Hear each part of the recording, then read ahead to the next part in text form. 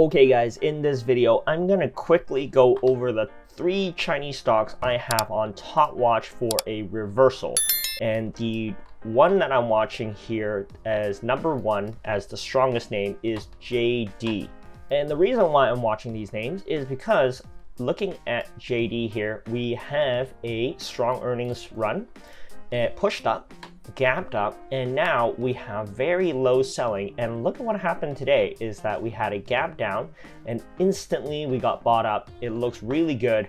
We have a resistance zone around the 78-80 zone right around here, but I'm seeing this as a potential daily bull flag for a continuation move.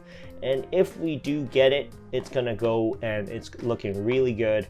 One of the strongest Chinese stocks because it came up from the bottom here and it's actually came back down and retested the golden pocket zone before pushing back up.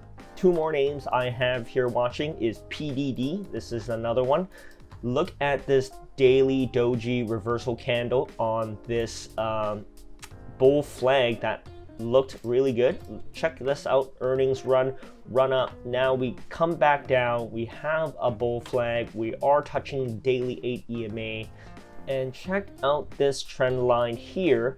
And if we follow up this trend line and we have a bullish move, I'm looking at least 106 for this move to complete. So that's a decent move up here from right here. That's another 15% move on the longer term time frame. Another thing to mention on PDD here, look at the volume. It's quite low bear volume, and check it out. We're gonna look at the volume, strong bulls on this is the volume nodes, strong bulls on these days. Look at these days, bears are not getting much traction. Today we have bulls pushing it back up. Last chart I'm looking at is TME, and TME, look at how it's quite similar to PDD here. It is setting up the daily reversal. Check out the volume as well. Once again, the volume nodes here, green volume. Look at the decreasing bear volume, and today we have increasing bulls.